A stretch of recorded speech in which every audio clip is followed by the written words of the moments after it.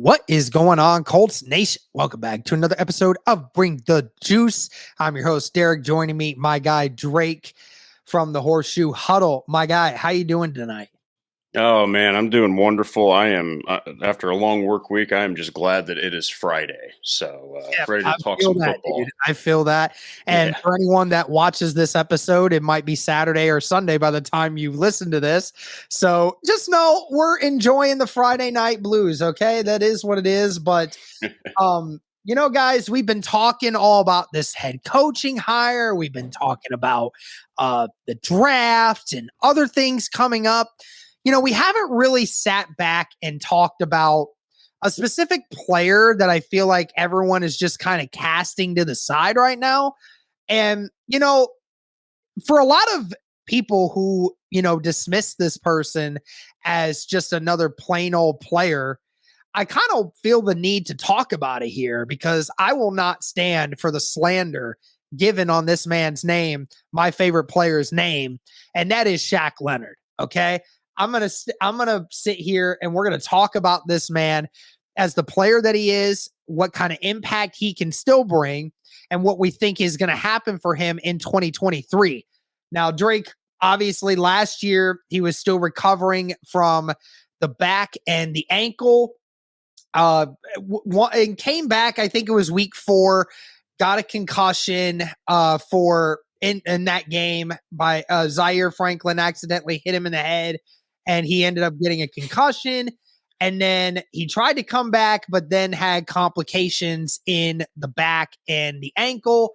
So, he just said that I'm going to take the latter. I'm going to sit out the year and get right completely and not try to force things and come back.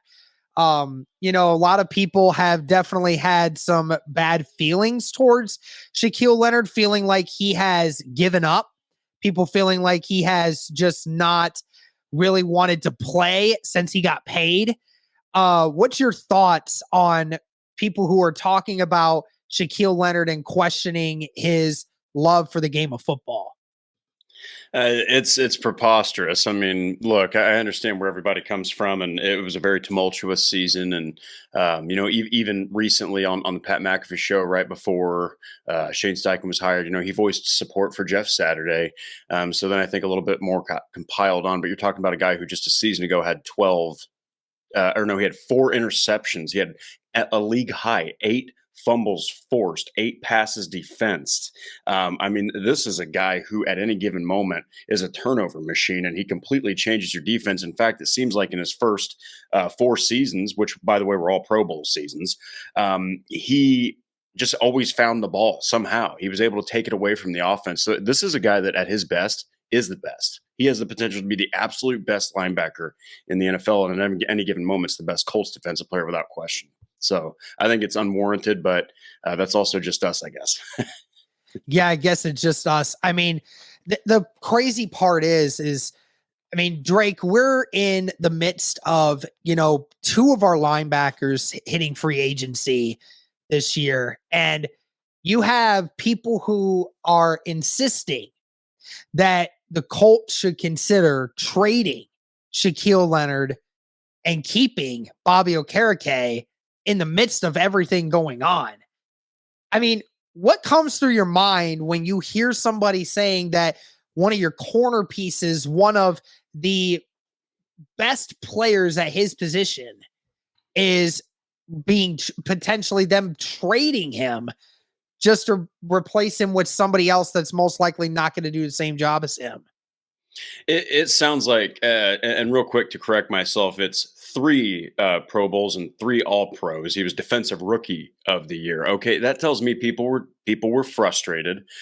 People saw that Okereke and Franklin, they made a pretty good tandem. So people were like, "Hey, let's get rid of the big money guy.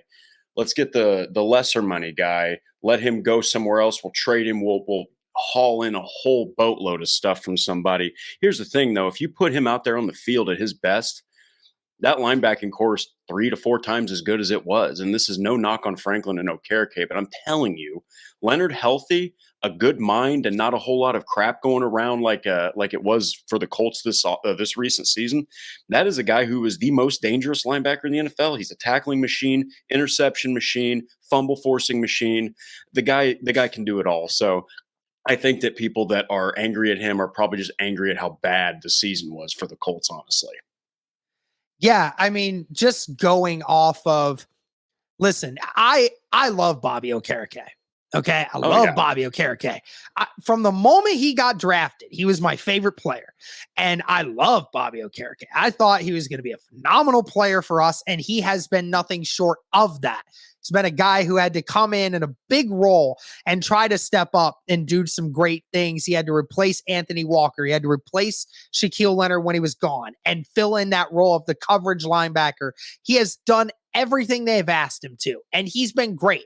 My only thing is you can't pay the amount of money you're about to pay Leonard and the money that you're going to have to probably pay Okereke, because Okereke about to get paid. He's going to get paid. Whoever wants him, he's going to get paid, because that's how good he is. This guy has had over 100 tackles in each of the last 2 seasons. He's one of the best linebackers at covering the pass, which is something that defensive coordinators love nowadays.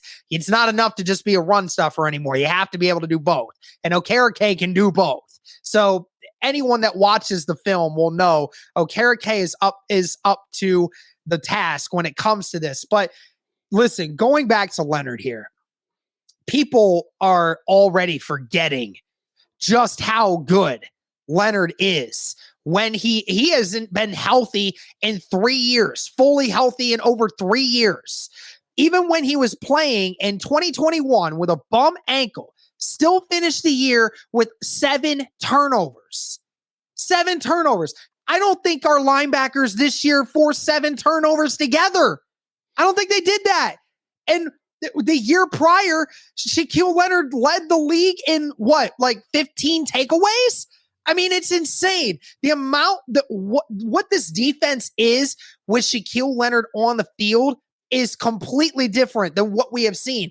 This team, it is a good, solid defense when Shaquille Leonard's not on the field.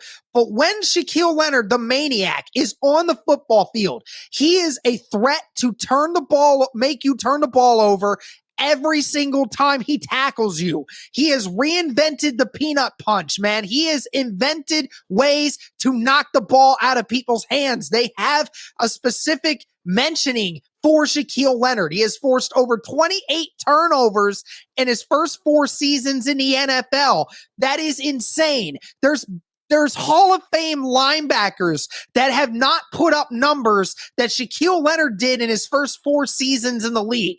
And again, Shaquille Leonard may not ever get to that status. He has to play for many more years in order for that to happen. But it is clear that this team, from a turnover standpoint and from a production to try to alter the game, is so much better when Shaquille Leonard is out on the football field versus when Bobby is. And that's not a knock on Bobby. Again, he's just not the turnover machine that Shaquille Leonard is. Nobody is. There's not a linebacker in the league that forces turnovers like Shaquille Leonard does. I mean, what do you say to that?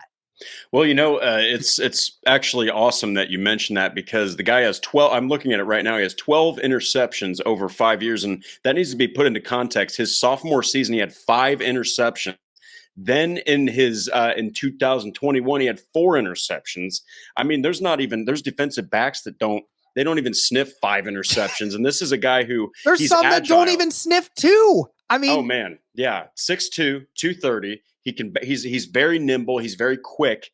And as you said, he reinvented the way to ways to get the ball on the turf, like ways to just knock it out. You'd see him haul his arm back like that, running. And as soon as they're in the vicinity, he just connects right there, punches that thing. And you'll see his arm go clear through the ball carrier's arm. I mean, it's not just a jarring it loose. He straight up freaking punches that thing. He's so dang good. And when you have a happy Shaquille Leonard, when you have a motivated Shaquille Leonard, and you have a healthy Shaquille Leonard, you have the most dangerous linebacker in the NFL. And like you said, any given moment, you throw that ball over the middle of the field, or if you throw it too low, it's going to end up in his hands. And like I said, 2019, I remember in 2021, both those years, it seemed like every single game, he either forced a fumble, fell on the ball, or took it away. And in one of those, he actually took a touchdown back. So for 80 yards, by the way, 80 freaking yards for a linebacker. So yeah, I think the hate is unwarranted. I think that people might rescind that once they see him healthy and playing at a high level again. They'll be very happy he's there. I absolutely agree with you on that. And that's the big question, right? That's what everyone's question is. Will he return to that elite level that we remember? Obviously, the surgery that he had is very serious, and only he knows whether or not he's going to be back to being him. I would just say this, an 80% of Shaquille Leonard is still, an 80% healthy Shaquille Leonard is still one of the most dangerous football players on the defensive side of the ball today. And that's not an argument. Okay. So I think the problem that we have is you asked to trade him, but guys, what if he is healthy? What if we trade him? He goes to another team. He immediately makes an opposing defense a top 10 defense. Whatever team he goes on, if he's healthy, you can't take that chance. You can't take the chance on Shaquille Leonard.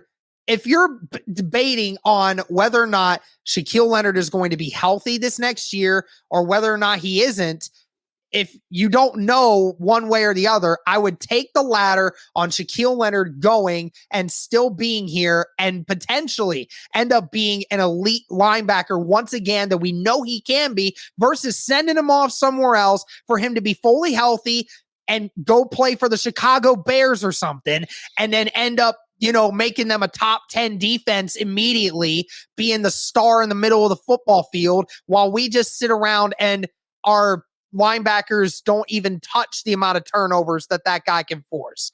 I mean, that's what you're talking about here is you say trade him, but I mean, what is the upside to doing that?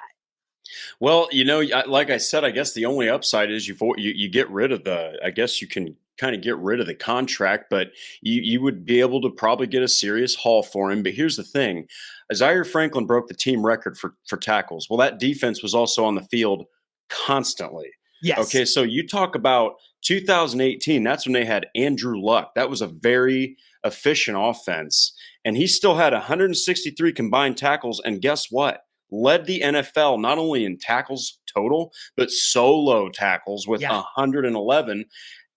This was the year for him to get healthy. This was just it. This was the year for him, guys like Taylor, all those guys to say, all right, pack it up. We stink, need to get you healthy. I think that the fact that the Colts allowed him to just kind of take a step back, that tells me everything I need to hear. I don't think he's going anywhere. I think the Colts would be honestly boneheaded to do that. Now you got Shane Steichen in there who can hold the ball a little bit longer on the offense. You can let a newly healthy Leonard not have to be out there as much as that defense was. Because as we saw, 33 points in the second half, and the Cowboys collapse. I wouldn't want Leonard out there this year. So people must have forgotten the ridiculously efficient player this guy is and the turnover machine he is. He wreaks havoc on defense or on an offense all game. So, and even when he was unhealthy, just to think about that again, for the fact that he hasn't played at 100% since like his rookie year. It's just incredible to think about through everything he's had to deal with. And Shaquille Leonard, if you're watching this at some point, if you or somebody that ends up watching this episode, I want you, and I'm sure I don't even need to tell you this, to remember every single bad thing that all these people are saying about you, doubting your ability to actually play at a high level once again. I hope that fuels you so much to the point where you set the league on fire this next year again, even though they won't give you respect on your name, for the simple fact that, again, in 2021, when he forced those 15 turnovers and he ended up not even getting a single vote for defensive player of the year, even though he was one of the best defensive players in all of the league, and never once got a defensive player of the year vote. I mean, it's disrespectful. They continue to disrespect your name. They continue to tell you that you're not good enough, even though you do things that no other linebacker in this league can. I hope that next year Shaquille Leonard goes out and just absolutely balls for this Indianapolis Colts defense. And if he does, this team is going to have a top 5 defense. Well, and you have to think before this year, again, 2018 defensive player or defensive rookie of the year, and then it's all pro. Pro Bowl, All Pro, Pro Bowl, and All Pro, Pro Bowl. I mean, if he plays a full season, him and Nelson are probably going to the Pro Bowl. Okay, so I mean, this is a guy that, like you said, even last year playing at 85%, still led the entire NFL in forced fumbles. If he's at 100%, he maybe cracks double digits, kind of like Dwight Freeney style back when he used to sack quarterbacks and that ball seemed to pop out every single time he would touch a quarterback. So offenses knew that Leonard was gone. They knew that Okereke was obviously good, but they knew that Franklin was also just kind of getting his chops, which all respect to both those guys. They tore it up. I think they had combined they had 300 plus tackles. So props to them, but it is just a completely different defense when he's out there. The quarterback has to be aware of it. Every single running back knows he's there. Blocking assignments, they change, okay? Because this is a guy that is going to command your offensive coordinator to pay respect to him. You're going to have to keep the ball away from Leonard. And I can also guarantee you something is that when they're running the ball, they're going to probably try to run the ball away from Leonard just so that he doesn't have a chance to peanut punch that thing out like he did all of 2021 and as he has his entire career. So I personally hope to goodness the Colts wise up. They don't let him go. I don't think that they're going to do that regardless of if Bradley stays or not. I think he's staying, and I think he's probably going to get an extension at some point as long as he can stay healthy. So, absolutely. Well, that's going to do it for this one, guys. Again, felt like I needed to talk about this. I needed to talk about the guy who, get it off the chest. Yes, I needed to talk about the maniac because I think a lot of people are shrugging him off for some stupid reasons, and they shouldn't be. I think that if this guy comes back fully healthy, the league better watch out. And people are forgetting just how good this guy can be. I mean, we talked about that defense last year being fringe top 10, and that was without their best defensive player all year. So, and a guy that should have gotten defensive player of the year 2 years ago. Should have. But we're going to save that for this one, guys. Let us know your thoughts on Shaquille Leonard going forward. Thank you guys so much again for all the support. And as always, go Colts.